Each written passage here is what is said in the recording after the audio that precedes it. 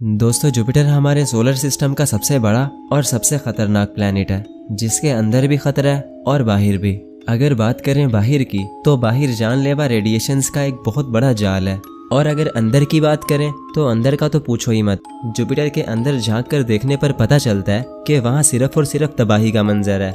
या तो वहाँ कड़कती हुई बिजली है या फिर तेज तूफान, जहाँ इंसान तो दूर की बात बल्कि मशीन्स भी जलकर राख हो जाती हैं। तो जैसे कि मैंने बोला कि जुपिटर सबसे बड़ा है, तो ठीक वैसे ही इससे जुड़ी हर चीज़ भी सबसे बड़ी है। जुपिटर के पास सबसे बड़ी मैग्नेटिक फील्ड है, सबसे बड़े तूफान है, और तो और सबसे बड़े चांद भी जुपिटर के पास ही हैं। इतने बड़े चांद ना तो सैटर्न के पास हैं और ना ही किसी और प्लैनेट के पास। तो जुपिटर अपने आप में ही एक ऐसी दुनिया है जो कि बाकी सभी दुनियाओं से हर लिहाज में सबसे बड़ी है। और यही वजह है कि जुपिटर को the king of solar system यानी सोलर सिस्टम का बादशाह भी कहा जाता है, और इसका नाम भी रोमन गॉड्स के बादशाह के नाम पर रखा गया था, जो कि बाकी देवताओं में सबसे बड़ा था। तो यार, जुपिटर पर मैं ऑलरेडी 2 पार्ट्स बना चुका हूँ, जिनमें हमने जुपिटर के बारे में बहुत कुछ डिस्कस किया था। पहले पार्ट में हमने देखा था कि जुपिटर कैसे बना और ये किस टाइप का प्लैनेट है, और दूसरे पार्ट में हमने जुपिटर के अंदर जाने वाले एक प्रोब की कहानी को डिस्कस किया था, जो कि जुपिटर के अंदर गया था और उसने हमें जुपिटर के अंदर का खौफनाक मंजर दिखाया था।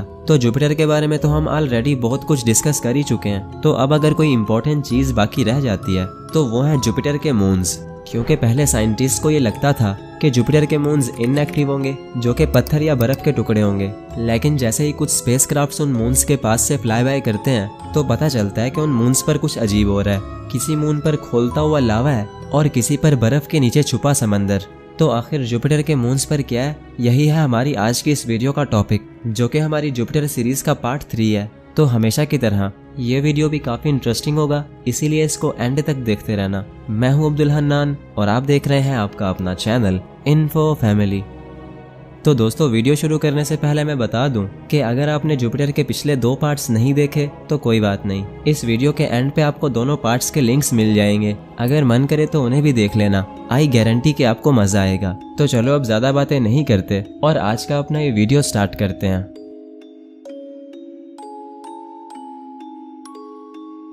तो दोस्तों, पिछले पार्ट में हमने देखा था कि कैसे साइंटिस्ट गैलीलियो नाम के एक स्पेसक्राफ्ट को डिजाइन करते हैं, जिसके साथ वो एक बड़े से प्रोब को भी अटैच कर देते हैं। उस प्रोब का काम था जुपिटर के अंदर जाना और ये पता लगाना कि जुपिटर के अंदर आखिर क्या है। और अगर बात करें स्पेसक्राफ्ट की, तो स्पेसक्राफ्ट का काम था जुपिटर और उसके 4 सबसे बड़े मून्स की स्टडी करना। तो खैर, उस प्रोब को स्पेसक्राफ्ट से अटैच किया गया और उन दोनों को जुपिटर पर भेज दिया गया। अभी स्पेसक्राफ्ट को जुपिटर तक पहुंचने में पूरे 5 महीने बाकी थे, लेकिन 5 महीने पहले ही उसके प्रोब को डिटैच कर दिया गया और जुपिटर पर भेज दिया गया। खैर, प्रोब का मिशन तो कंप्लीट हो जाता है, लेकिन स्पेसक्राफ्ट को अभी जुपिटर तक पहुंचने में पूरे 5 महीने बाकी थे। तो जब 5 महीने बाद वो स्पेसक्राफ्ट जुपिटर पर पहुंचता है, तो उसने जुपिटर के मून्स पर कुछ ऐसा देखा जिसका अंदाजा लगा पाना भी शायद मुश्किल था, क्योंकि साइंटिस्ट को लगता था कि जुपिटर के मून्स डेड और इनएक्टिव होंगे, जो कि बस पत्थर या बर्फ के टुकड़े होंगे। तो जैसे ही गैलीलियो स्पेसक्राफ्ट उन मून्स के पास से फ्लाई बाय करता है, तो वो देखता है कि एक मून पर खोलता हुआ लावा है, जबकि उसका पड़ोसी मून बर्फ से ढका हुआ है। तो जुपिटर के उन मून्स पर आखिर क्या चल रहा है, चलो थोड़ा गहराई से जानते हैं। तो दोस्तों, अगर जुपिटर के मून्स की बात करें तो जुपिटर के पास इस टाइम 95 मून्स हैं, लेकिन इस वीडियो में हम जिन मून्स के बारे में डिस्कस करेंगे वो हैं गैनीमीड, आयो, यूरोपा और कैलिस्टो, क्योंकि ये चारों मून्स जुपिटर के सबसे बड़े मून्स हैं। और यही वजह है कि साइंटिस्ट हमेशा से इन मून्स के बारे में जानना चाहते थे। मजे की बात तो ये है कि ये मून्स उस वक्त डिस्कवर हुए थे जब कोई भी टेक्नोलॉजी नहीं थी।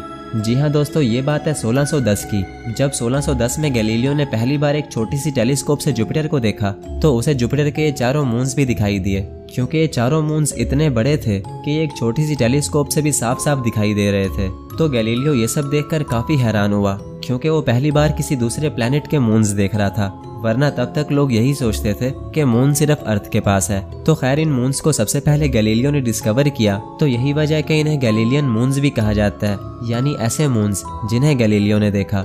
तो ऐसे ही जब गैलीलियो स्पेसक्राफ्ट को बनाया गया, तो स्पेसक्राफ्ट का नाम भी गैलीलियो इसी वजह से रखा गया कि उसको गैलीलियन मून्स को स्टडी करना था। खैर, टॉपिक पर वापस आते हैं। दोस्तों, जब गैलीलियो स्पेसक्राफ्ट जुपिटर के पास पहुंचा, तो उसने जुपिटर की खतरनाक रेडिएशंस का सामना किया, क्योंकि जुपिटर के ऊपर इतनी खतरनाक रेडिएशंस हैं कि वहाँ मशीन्स भी सरवाइव नहीं कर पाती। तो गैलीलियो जुपिटर का ऑर्बिट कुछ ऐसे कर रहा था कि पहले वो जुपिटर के ऑर्बिट के अंदर जाता, फिर बाहर आ जाता, फिर अंदर जाता, फिर बाहर आ जाता। और ऐसे कर करके ही उसने जुपिटर के 4 सबसे बड़े मून्स के पास से भी फ्लाई बाय किया। तो दोस्तों जिस मून के पास से गैलीलियो ने सबसे पहले फ्लाई बाय किया वो था गैनीमीड।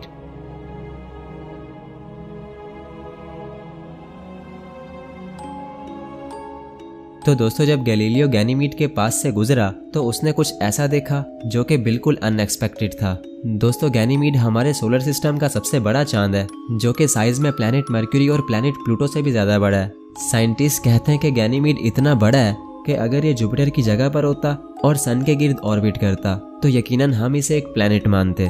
तो जब गैलीलियो ने गैनीमीड के पास से फ्लाई बाय किया तो उसने ये कंफर्म किया कि गैनीमीड के पास अपनी एक मैग्नेटिक फील्ड है जो कि गैनीमीड खुद बना रहा है। अब ये काफी इंटरेस्टिंग बात है क्योंकि मैग्नेटिक फील्ड ही एक ऐसी चीज है जो कि हमें सूरज से आने वाली खतरनाक सोलर विंड से बचाती है, और मैग्नेटिक फील्ड एक ऐसा कंपोनेंट है जो कि लाइफ के लिए बेहद जरूरी है। तो गैनीमीड हमारे पूरे सोलर सिस्टम का इकलौता ऐसा चांद है जिसके पास अपनी मैग्नेटिक फील्ड है। इनफैक्ट गैनीमीड के अलावा किसी भी चांद पर मैग्नेटिक फील्ड तो दूर की बात, बल्कि मैग्नेटिक फील्ड का नामो निशान भी मौजूद नहीं है। और अगर हम बात करें प्लैनेट्स की तो मार्स और वीनस जैसे प्लैनेट्स के पास भी अपनी मैग्नेटिक फील्ड नहीं है, जो कि हमारे सोलर सिस्टम के प्लैनेट्स हैं।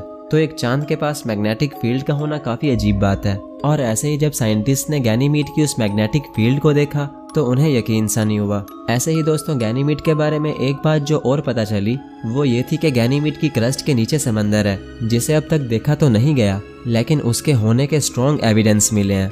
साइंटिस्ट ने देखा कि जब गैनीमीड की मैग्नेटिक फील्ड जुपिटर की मैग्नेटिक फील्ड से टकराई तो गैनीमीड पर ऑरोरास दिखाई दिए, जो कि कहीं ना कहीं ये इंडिकेट करते हैं कि गैनीमीड के नीचे पानी है। और तो और हबल टेलीस्कोप ने भी ये कंफर्म किया कि गैनीमीड के नीचे एक बहुत बड़ा समंदर है जो कि अर्थ पर मौजूद समंदरों से भी 10 गुना ज्यादा गहरा है, और उसका पानी इतना ज्यादा है कि अगर अर्थ के सारे समंदर मिला दिए जाएं तब भी वो गैनीमीड के पानी से कम बनते हैं। खैर दोस्तों गैलीलियो ने गैनीमीड की बहुत सारी डिटेल्स कैप्चर की। उसके बाद उसका नेक्स्ट टारगेट कैलिस्टो था।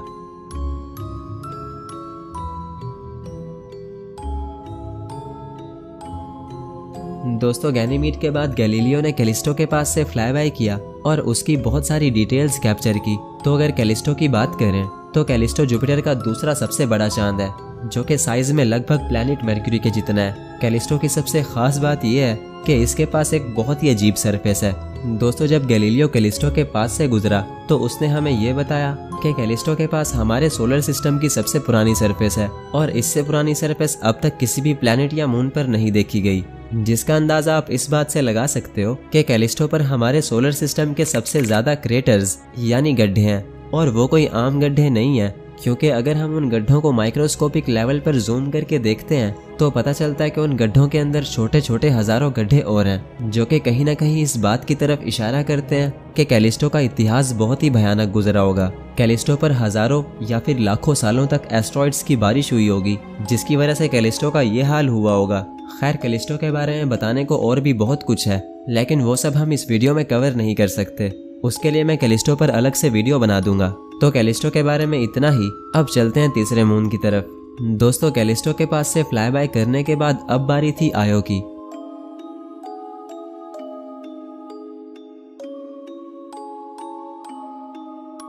दोस्तों गैलीलियो से पहले वॉयेजर 1 और वॉयेजर 2 ने भी आयो के पास से फ्लाई बाय किया था, और वॉयेजर 1 ने तो आयो की बहुत सारी पिक्चर्स भी ली थी, जिन्हें देखकर साइंटिस्ट को ऐसा लगा कि आयो एक डेड मून है। लेकिन जैसे ही गैलीलियो आयो के पास से फ्लाई बाय करता है तो वहाँ का नज़ारा सबसे अजीब देखने को मिलता है। इनफैक्ट गैलीलियो ने आयो पर एक ऐसा मंजर देखा जिसे देखने के बाद साइंटिस्ट को यकीन ही नहीं हो रहा था। उन्होंने कभी सोचा भी नहीं था कि जिसे वो अब तक डेड मून समझ रहे थे वो सबसे ज्यादा एक्टिव मून निकलेगा, और वहाँ हमारे सोलर सिस्टम की सबसे ज्यादा वोल्केनिक एक्टिविटी देखने को मिलेगी। जी हाँ दोस्तों, आयो जुपिटर का तीसरा सबसे बड़ा मून है, जो कि साइज में हमारे मून से भी थोड़ा सा बड़ा है।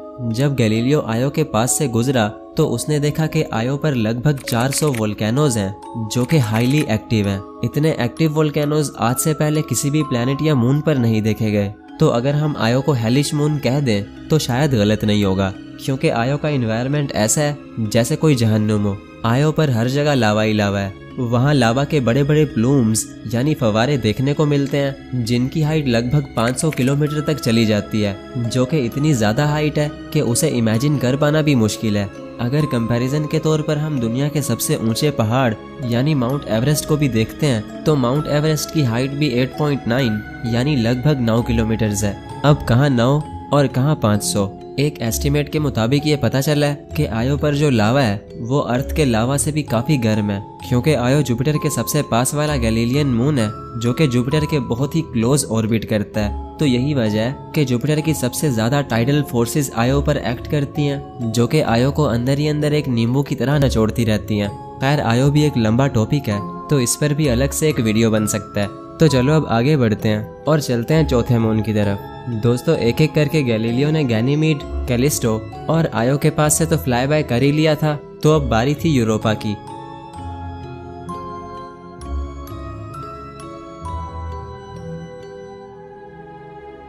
अब यूरोपा के ऊपर जो चीजें देखने को मिली वो इस मिशन की सबसे खास चीजें बनी। और जब बात हो सबसे खास की तो सबसे खास सिर्फ एक ही चीज होती है और वो और कुछ नहीं बल्कि लाइफ है। जी हाँ दोस्तों, क्योंकि अब तक जितने भी स्पेस मिशंस किए गए तो उनका मेन मोटिव हमेशा से लाइफ की तलाश रहा है, यानी अर्थ के अलावा एक ऐसी जगह ढूंढना जहाँ लाइफ हो। तो यूरोपा पर लाइफ के स्ट्रॉन्ग एविडेंस देखने को मिले और यही वजह है कि यूरोपा को इस मिशन का सुपरस्टार कहा गया। दोस्तों जब सभी मून्स का चक्कर काट कर गैलीलियो यूरोपा के पास पहुंचा तो उसने देखा कि यूरोपा जो कि आयो का पड़ोसी है और बाकी गैलीलियन मून्स में सबसे छोटा है, उस पर बर्फ की एक चादर है। यानी यूं समझ लो कि यूरोपा ढका हुआ तो बर्फ से है, लेकिन उस बर्फ के नीचे असल में कुछ और है, और वो और कुछ नहीं बल्कि पानी है। जी हाँ दोस्तों, गैलीलियो स्पेसक्राफ्ट ने कंफर्म किया कि यूरोपा की सरफेस के नीचे पानी है, क्योंकि अगर हम यूरोपा की सरफेस को गौर से देखते हैं तो वहां पर हमें बड़े बड़े क्रैक्स दिखाई देते हैं, जो कि इस बात का इशारा करते हैं कि यूरोपा की सरफेस यूरोपा से चिपकी हुई नहीं है बल्कि वो उसके ऊपर तैर रही है। यानी यूरोपा की जो बर्फीली सरफेस है वो असल में सरफेस नहीं है बल्कि सिर्फ एक चादर है। यूरोपा की वो सरफेस लगभग 20 से 40 किलोमीटर थिक है और अगर उस लेयर को पिघलाकर यूरोपा के अंदर जाया जाए तो वहाँ एक बहुत ही गहरा समंदर है जिसका पानी अर्थ पर मौजूद सभी समंदरों से भी 2 गुना ज्यादा है। दोस्तों साइंटिस्ट का ये मानना है कि यूरोपा के उस ओशियन के अंदर कोई एलियन लाइफ मौजूद हो सकती है, क्योंकि यूरोपा ऊपर से बर्फ से ढका हुआ है जिसकी वजह से वो ओशियन हर किस्म की रेडिएशन से महफूज रहता है। तो हो सकता है कि उस ओशन के अंदर हमें कोई एलियन स्पीशीज तैरती हुई नजर आ जाए, और अगर ऐसा हुआ तो ये पहली बार होगा कि अर्थ के अलावा लाइफ को कहीं और देखा जाएगा। खैर यूरोपा पर भी मैं एक डिटेल्ड वीडियो बना दूंगा जिसमें हम यूरोपा पर होने वाले फ्यूचर मिशंस के बारे में डिस्कस करेंगे कि कैसे यूरोपा की सरफेस को पिघलाया जाएगा और कैसे उसके ओशन के अंदर रोबोट्स को भेजा जाएगा ताकि वो ये पता लगा पाए कि यूरोपा के अंदर असल में क्या है। खैर आगे बढ़ते हैं और जानते हैं कि अपना मिशन कंप्लीट करने के बाद गैलीलियो स्पेसक्राफ्ट के साथ क्या हुआ।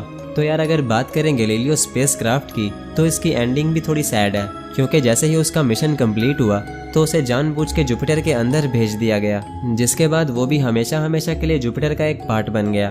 दोस्तों गैलीलियो जुपिटर पर 7 दिसंबर 1995 में पहुंचा था और 21 सितंबर 2003 को उसका मिशन कंप्लीट हुआ, जो कि लगभग 8 साल बनते हैं। तो पूरे 8 साल तक गैलीलियो ने अपनी सर्विस दी और जैसे ही उसका मिशन कंप्लीट हुआ तो उसको जुपिटर के अंदर भेज दिया गया, जिसके बाद वो भी एक आग का गोला बनकर राख हो गया और यूं गैलीलियो स्पेसक्राफ्ट की कहानी खत्म हुई। तो यार इस वीडियो में हमने सभी गैलीलियन मून्स के बारे में मोटा मोटा डिस्कस जरूर किया, लेकिन इन सभी मून्स पर डिटेल्ड वीडियोस मेरे चैनल पर आ जाएंगी। वैसे तो मुझे इन सभी मून्स में आयो सबसे अच्छा लगा, आपको कौन सा लगा कमेंट्स में जरूर बताना। और अगर आपने पार्ट 1 और 2 नहीं देखा तो ऊपर लेफ्ट साइड पे आपको पार्ट 1 दिख रहा होगा और राइट साइड पर 2, चाहो तो इन्हें देख लो, नहीं तो नीचे किसी भी रैंडम वीडियो पर क्लिक कर लो। तो मैं मिलता हूँ आपसे किसी नेक्स्ट वीडियो में, तब तक के लिए अल्लाह हाफिज।